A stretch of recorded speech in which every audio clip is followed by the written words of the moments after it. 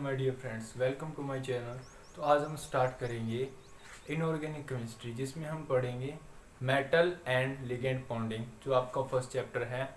तो metal and ligand bonding means एक कोई मेटल है, मान लो आयरन है, कोबाल्ट है, निकल है, कॉपर है, जिंक है, जो किसी भी एक लिगेंड के साथ बॉन्डिंग करती है, जैसे साइनाइड है, हाइड्रोक्साइड है वगैरह। तो जैसे मान लो कि अभी इसमें डिस्कस करना है हमें VBT theory in coordination compound. तो जो वीबीटी थ्योरी है वो हमें बताती है कि मान लो कोई भी मेटल एम है, उसके वो कंटेन करेगी वैकेंट ऑर्बिटल्स। कोई भी मेटल है, जैसे आयरन है, कोबाल्ट है, निकल है, उसके पास कुछ वैकेंट ऑर्बिटल होंगे। जैसे मान लो ये इसके पास क्या है, वैकेंट ऑर्बिटल है। तो मान लो इसको ना एक लिगेंड अप्रोच करेगा। लिगेंड मीन्स जो कि लोन पेयर कंटेन करे। मान लो कि एल कोई लिगेंड है, उसके पास लोन पेयर है। लोन पेयर है मीन्स उसका एक ऑर्बिटल होगा, तो जिसका मान लो ये ऑर्बिटल है, जिसके अंदर 2 इलेक्ट्रॉन है। तो जो लिगेंड है अपने 2 इलेक्ट्रॉन इस मेटल के, जो ये लिगेंड है अपने 2 इलेक्ट्रॉन इस मेटल के वैकेंट ऑर्बिटल में क्या करेगा, डोनेट कर देगा। जो ये लिगेंड है अपने दोनों lone pair of electron metal के वैकेंट ऑर्बिटल में डोनेट कर देगा, जिसके कारण इनके बीच में एक बॉन्ड बनेगा, जिस बॉन्ड को हम बोलते हैं कोवालेंट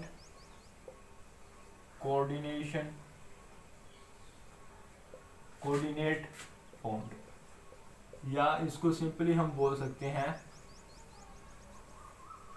कोऑर्डिनेशन, या तुम सिंपली बोल सकते हैं कोऑर्डिनेशन बॉन्ड। तो वीबीटी हमें बोलती है कि अगर वीबीटी थ्योरी हमें कहती है कोई लिगेंड है, उसके पास लोन पेयर है, वो अपने लोन पेयर मेटल के वैकेंट ऑर्बिटल में डोनेट कर देगा, जिसके कारण उनके बीच में एक बॉन्ड बनेगा, जिसको हम बोलते हैं कोऑर्डिनेशन बॉन्ड। और अब जो डोनेट करेगा, उसके बाद मान लो कितने नंबर ऑफ लिगेंड, या मतलब कितने नंबर ऑफ वैकेंट ऑर्बिटल होंगे। कोई भी मेटल है उसके पास कुछ specific number of vacant orbital होंगे। तो मान लो किसी एक मेटल के पास 4 वैकेंट ऑर्बिटल हैं, 3 हैं, 5 हैं, 6 हैं, 7 टाइप भी हो सकते हैं। तो उनके अकॉर्डिंग उनकी लिगेंड है वो डिफरेंट अटैच होंगे। मान लो कोई मेटल है उसके साथ 4 लिगेंड अटैच हो सकते हैं, कोई मेटल है उसके साथ 5 लिगेंड अटैच हो सकते हैं, 6 लिगेंड अटैच हो सकते हैं। तो ये डिफरेंट टाइप्स के हमारे पास क्या बनेंगे, कॉम्प्लेक्सेस बनेंगे। तो उन्हीं कॉम्प्लेक्सेस की जो हमें वीबीटी के अंदर ज्योमेट्री डिफाइन करनी है। अगर हम लेंगे डिफरेंट टाइप्स ऑफ कॉम्प्लेक्सेस, इसमें हम लिखते हैं टाइप्स ऑफ कॉम्प्लेक्स मीन्स एक तरह का कोऑर्डिनेशन कंपाउंड होता है, और उसके अकॉर्डिंग हमारे पास कुछ हाइब्रिडाइजेशन भी आएगी। एंड हाइब्रिडाइजेशन है तो उसकी कोई हाइब्रिडाइजेशन के अकॉर्डिंग उसकी कोई कॉरस्पॉन्डिंग स्ट्रक्चर भी होगी, मीन्स ज्योमेट्री भी होगी।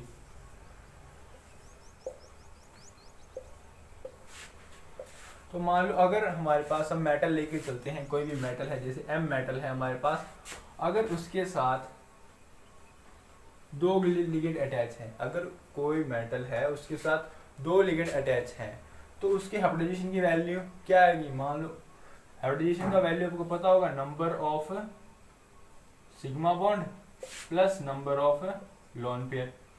तो हाइब्रिडाइजेशन निकालने का तरीका है number of sigma bond plus number of lone pair.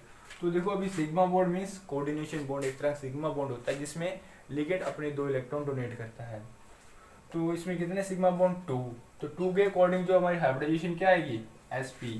अगर हमारी हाइब्रिडाइजेशन sp है तो उस जो कॉम्प्लेक्स की जो स्ट्रक्चर होगी वो क्या होगी, लीनियर स्ट्रक्चर। आपको पता है ऐसे बनेगी, जैसे ये मान लो एम मेटल है, इसके साथ एक एल एंड एल अटैच है, तो ये आपकी क्या होगी, लीनियर स्ट्रक्चर होगी। सेकेंड टाइप है अगर किसी मेटल के साथ 3 लिगेंड अटैच हों। मान लो कोई मेटल है, अगर उसके साथ 3 लिगेंड अटैच होते हैं, मतलब 3 लिगेंड अगर अटैच होते हैं तो उसकी जो हाइब्रिडाइजेशन बनेगी sp2। अगर हाइब्रिडाइजेशन sp2 है तो sp हाइब्रिडाइजेशन के अकॉर्डिंग उसकी जो कॉरस्पॉन्डिंग स्ट्रक्चर है वो क्या होगी, ट्राइगोनल प्लेनर। जो ट्राइगोनल प्लेनर होती है वो उसकी स्ट्रक्चर कुछ इस तरह बनती है, एक प्लेन के अंदर एक ट्रायंगल बनेगा। तो ये जो आपके है ट्राइगोनल प्लेनर स्ट्रक्चर है। तो हम नेक्स्ट डिस्कस करते हैं, जैसे कि हमारे पास कॉम्प्लेक्सेस डिफरेंट टाइप के हैं, तो जैसे ml2 हो गया, ml3 हो गया, ml4 भी तो हो सकता है, मतलब एक मेटल के साथ 4 लिगेंड अटैच हों। मान लो ये m मेटल है, इसके साथ 4 लिगेंड अटैच हैं, तो 4 के अकॉर्डिंग इसकी जो हाइब्रिडाइजेशन आएगी sp3। एक मेटल है जिसके साथ 4 लिगेंड अटैच हैं तो हाइब्रिडाइजेशन आएगी sp3। अब अगर हाइब्रिडाइजेशन sp3 है तो उसकी जो ज्योमेट्री होती है वो होती है टेट्राहेड्रल। इसकी ज्योमेट्री क्या होती है, टेट्राहेड्रल होती है। और टेट्राहेड्रल ज्योमेट्री कुछ इस तरह बनती है, जैसे ये हमारे पास कोई मेटल है, एक लिगेंड अपसाइड अटैच, ये हमारे पास क्या है, टेट्राहेड्रल ज्योमेट्री है। अब अगर एक मेटल के साथ 4 लिगेंड अटैच हों तो उसकी एक हाइब्रिडाइजेशन बनेगी sp3। अभी sp3 में इसमें एक स्ट्रक्चर और भी हाइब्रिडाइजेशन बन सकती है डिफरेंट टाइप की, जैसे हम बोलते हैं dsp2। अलग टाइप की एक हाइब्रिडाइजेशन बनेगी, वो क्या है, dsp2। तो dsp अगर 2 कोई भी मेटल कॉम्प्लेक्स अगर हाइब्रिडाइजेशन बनाता है तो उसकी जो स्ट्रक्चर होती है वो होती है हमारे पास स्क्वायर। तो उसकी जो स्ट्रक्चर होती है वो क्या होती है, स्क्वायर प्लेनर। अब ये स्क्वायर प्लेनर स्ट्रक्चर क्यों बनती है, क्योंकि इसके अंदर हमारे पास n-1d means inner d orbital part करता है। इसके अंदर क्या पार्ट करता है, इनर d ऑर्बिटल पार्ट करता है इस हाइब्रिडाइजेशन के अंदर। इसके लिए उसकी जो स्ट्रक्चर बनती है वो स्क्वायर प्लेनर बनती है, जो कि इस तरह होती है, जैसे एक मेटल है उसके साथ प्लेन के अंदर स्क्वायर में 4 लिगेंड अटैच होते हैं, तो ये इस स्क्वायर प्लेनर की स्ट्रक्चर होती है। तो आप ये नोट कर सकते हैं। अभी अब मान लो हम नेक्स्ट टाइप करते हैं,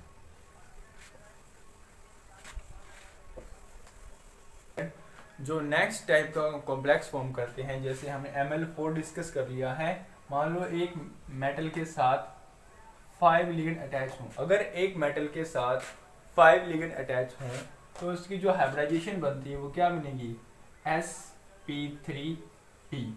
या तो हाइब्रिडाइजेशन sp3d बनेगी या बनेगी dsp3, या तो हाइब्रिडाइजेशन क्या बनेगी sp3d या बनेगी dsp3। अभी देखो sp3d और dsp3 में क्या फर्क है। अब जो हमारे पास dsp3 होता है इसके अंदर पार्ट करता है हमारा dz स्क्वायर ऑर्बिटल, इसके अंदर dz स्क्वायर ऑर्बिटल पार्ट करता है, एंड इसके अंदर जो पार्ट करता है dx square minus y square orbital part करता है। तो अगर कोई भी मेटल के अंदर dx square minus y square orbital part कर रहा है, इसी ऑर्बिटल के अंदर dx square minus y square orbital part कर रहा है, तो इसकी जो स्ट्रक्चर होती है हमारे पास होती है स्क्वायर पिरामिडल। अगर dz स्क्वायर पार्ट कर रहा है तो उसकी जो स्ट्रक्चर होती है वो होती है हमारे पास ट्राइगोनल बाइपिरामिडल।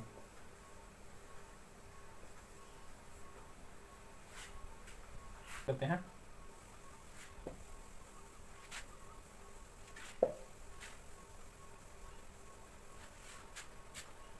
अगर कोई भी मेटल के साथ 6 लिगेंड अटैच हो, अगर कोई भी मेटल के साथ 6 लिगेंड अटैच हैं तो उसकी जो हाइब्रिडाइजेशन बनती है sp3d2, या हम बोल सकते हैं d2sp3। ये 2 टाइप्स की हाइब्रिडाइजेशन बन सकती है, बट याद रखना इन दोनों की स्ट्रक्चर होती है वो सेम ही होती है, वो होती है ऑक्टाहेड्रल।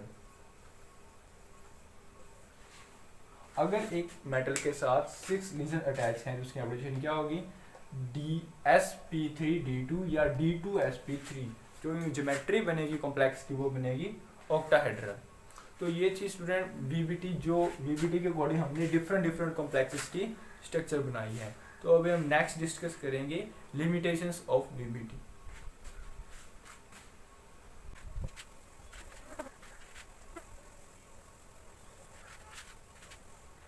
तो स्टूडेंट हम नेक्स्ट डिस्कस करते हैं limitations of VBT।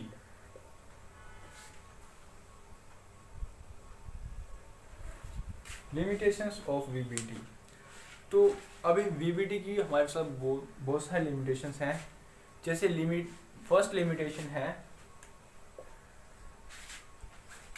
It could not explain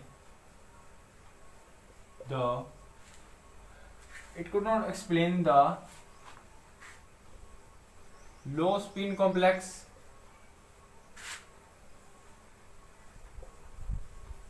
and high spin complex। ये हमारे पास जो VBT है वो हमें नहीं बता पाती कि कोई भी metal and ligand low spin complex क्यों बनाते हैं एंड हाई स्पिन कॉम्प्लेक्स क्यों बनाते हैं। अब हम लो स्पिन को अनदर नाम भी दे सकते हैं, जैसे हमारे पास ये होता है इनर ऑर्बिटल कॉम्प्लेक्स, या जो हमारे पास हाई स्पिन होता है उसको हम बोलते हैं आउटर ऑर्बिटल कॉम्प्लेक्स। मतलब वीबीटी हमें बताती है कि वो एक्सप्लेन नहीं कर पाती कोई भी मेटल है वो inner orbital complex and outer orbital complex क्यों बनाते हैं। एंड जो नेक्स्ट है जैसे कि वो ये भी एक्सप्लेन नहीं कर पाते कि कोई भी कंपाउंड है उसका जो मैग्नेटिक बिहेवियर है वो कैसा होगा। तो वीबीटी हमें ना तो मैग्नेटिक बिहेवियर एक्सप्लेन कर पाती एंड ये हमारे पास डिफरेंट कॉम्प्लेक्सेस की स्टेबिलिटी के बारे में नहीं बता पाती कि वो मतलब कैसे स्टेबल होंगे। जैसे काइनेटिक स्टेबिलिटी हो सकती है हमारे पास एंड थर्मोडायनेमिक स्टेबिलिटी हो सकती है। कोई भी कॉम्प्लेक्सेस की वो वीबीटी के अकॉर्डिंग एक्सप्लेन नहीं होती। ये हमें ये भी नहीं बताती कि कोई भी लिगेंड है जो मैटर को अप्रोच कर रहा है वो मतलब वीक फील्ड लिगेंड है या स्ट्रॉन्ग फील्ड लिगेंड है, ये भी वीबीटी एक्सप्लेन नहीं कर पाती। और जो वीबीटी है वो कॉम्प्लेक्सेस के जो भी कलर्स वगैरह होते हैं, जो मतलब अलग अलग कॉम्प्लेक्सेस अलग अलग तरह के कलर शो करते हैं, वो भी वो वीबीटी एक्सप्लेन नहीं कर पाती। तो ये आप कुछ लिमिटेशंस नोट कर सकते हैं जो कि आपकी बुक में भी दी गई होंगी। जो स्टूडेंट अब जो नेक्स्ट थ्योरी होगी हमारी होगी CFT थ्योरी, जो हम नेक्स्ट लेक्चर में डिस्कस करेंगे। Thank you for watching the lecture. Have a nice day.